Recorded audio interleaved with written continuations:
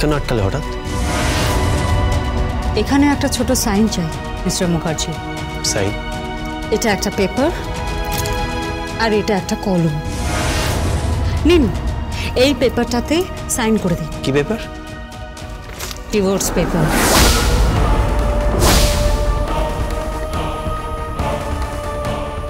Mutually আমরা আমাদের থেকে আলাদা হয়ে যাচ্ছি। আমি আর এই মুখার্জি বাড়ির বউ থাকছি না। আপনাকে মুক্তি দিয়ে যাচ্ছি, কিন্তু এই যে আপনাকে মুক্তি দিয়ে যাচ্ছি তার তো একটা দাম আছে, তাই না? তাই আমি একটা দর হাঁকিয়েছি, 5 কোটি টাকা।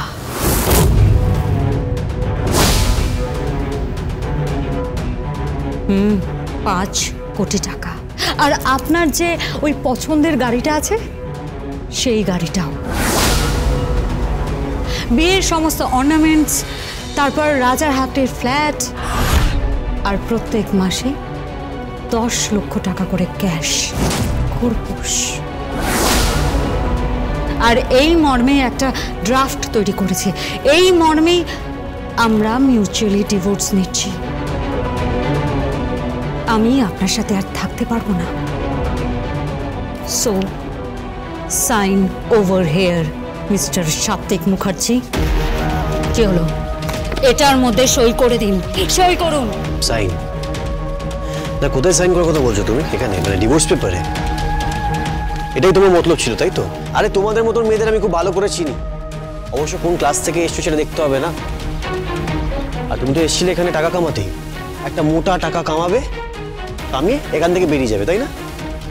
একটা বড়লোক বাড়িতে ঢুকবে, সেখান থেকে মোটা টাকা আদায় করে এখান থেকে কেটে পড়বে, তাই তো? বাট আই এম সরি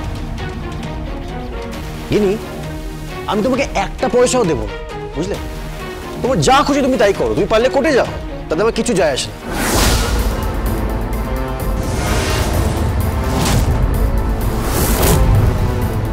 এই সাইন করো এখানে। আমি থাকবো না কিছুতেই এই বাড়িতে। আমি এখান থেকে চলে যাব, তাই ভালো কথায় তুমি সাইন করে দাও। আমি যা যা চাইছি সেটা দিয়ে দাও, নইলে কিন্তু এই পুরো পরিবারে আমি আগুন লাগিয়ে দেব। আর তুমি তো খুব ভালো করেই জানো আইন আছে, আইনের দৌলতে আমি কি কি করতে পারি। কিচ্ছু করতে পারবে না তুমি।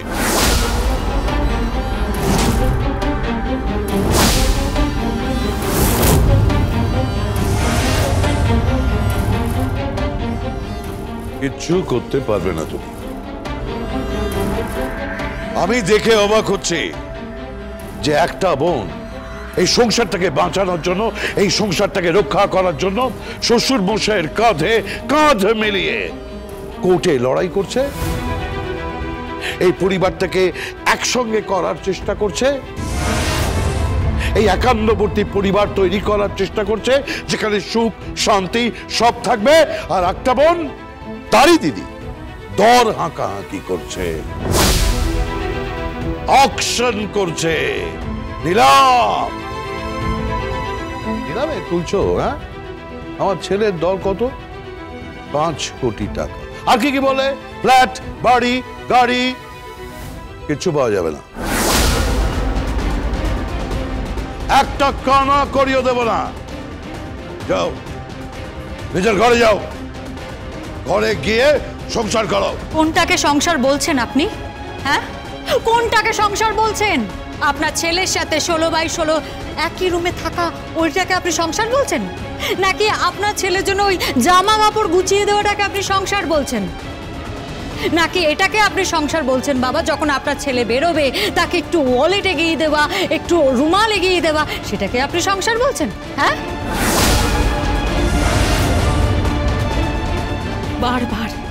বারবার বলা সত্ত্বেও আপনার ছেলে আমার দিকে একবার ঘুরেও তাকায়নি বাবা। এটাকে আপনি সংসার বলছেন? হ্যাঁ, কি মনে করছেন আপনি এটা একটা স্বামী স্ত্রীর সম্পর্ক?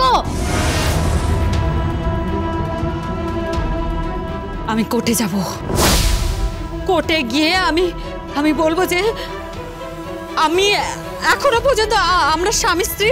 থাক থাক থাক, তোমাদের ব্যক্তিগত ব্যাপার তোমরা নিজেরা মিটিয়ে নেবে। কেন? হ্যাঁ, ব্যক্তিগত ব্যাপার কেন বাবা? ও আচ্ছা আচ্ছা আচ্ছা, যদি সত্যিটা সামনে চলে আসে তাহলে তো আপনি ভয়ে কুঁকড়ে যাবেন, তাই না? নাকি সত্যিটা যদি সামনে চলে আসে তাহলে সত্যির মুখোমুখি আপনি দাঁড়াতে পারবেন না? কোনটা?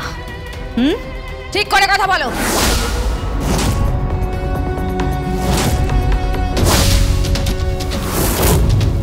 তুমি ভুলে যাচ্ছ তুমি কার সাথে কথা বলছো। দাদার সাথে এভাবে কেউ কথা বলে না। তাই তো আমি সমস্ত সম্পর্ক চুকিয়ে দিচ্ছি। হ্যাঁ, আমি সারাক্ষণ মাথা হেড করে জি হুজুর করতে পারবো না। আপনিও তো একজন মেয়ে, আপনি ভেবে দেখুন না, আপনার সাথে আপনার স্বামীর সম্পর্ক আর আমার সাথে আমার স্বামীর সম্পর্ক।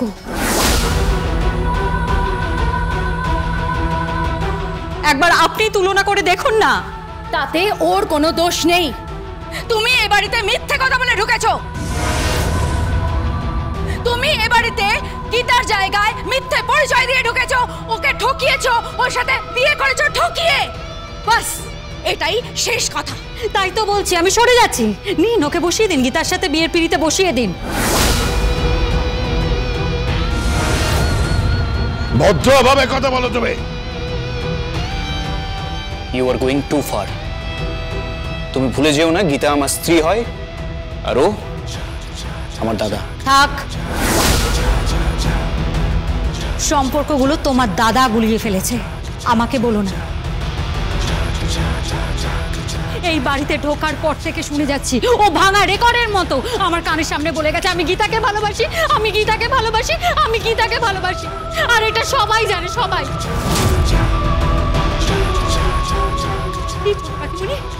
আপনি জানেন না এই কথাটা? আপনি জানেন না? এই তো মেজো কাকিমুনি, আপনিও চলে এসেছেন। আপনি এই কথাটা জানেন না? বলুন না, উত্তর দিন, আপনি জানেন না? কি ইলিন, চুপ করে দাঁড়িয়ে আছো কেন? বলো, উত্তর দাও। তোমরা জানো না? জানি গিনি বৌদি, জানি, কিন্তু তার সলিউশন এটা হতে পারে না। এটা হতে পারে না গিনি বৌদি। ও ঠিক করেছে। হ্যাঁ, আর কোনো সলিউশন নেই। এটা তো ক্লিয়ার যে সাত্বিক ওকে অ্যাকসেপ্ট করেনি। ও কেন থাকবে এখানে? কেন পড়ে থাকবে? কিসের আশায় পড়ে থাকবে বলতো? আর তাছাড়া ওরা তো সংসারটা তৈরি করতে পারলো না। সংসার তৈরি করবে, 100 বার তৈরি করবে। গীতা আসছে, গীতা ব্যবস্থা করবে। কি করবে গীতা? হ্যাঁ, কি করবে গীতা? ওর মাথায় আমার নামটা ইনজেক্ট করবে? বলুন, উত্তর দিন। বাবা, আপনি যদি ওর মস্তিষ্কের খবরটা নেন না, তাহলে দেখবেন ওখানে একটাই নাম খোদাই করা আছে, সেটা হচ্ছে গীতা। ও শুধু গীতাকে ভালোবাসে, আর কাউকে নয়, আর কাউকে নয়। আর আমি এটা টলারেট করতে পারছি না, আমি কিছুতেই টলারেট করতে।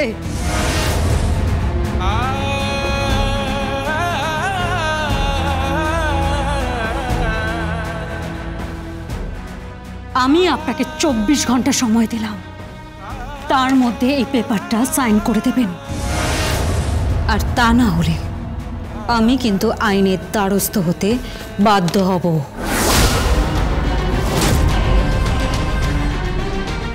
কথাটা মাথায় রাখবেন।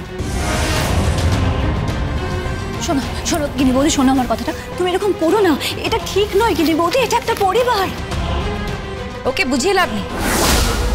ও বরাবরই মতলবী। ও এসেছিল এই বড় লোকের ছেলের মাথায় কাঁঠাল ভাঙবে বলে। এই, ভদ্রভাবে কথা বলুন আমার সাথে।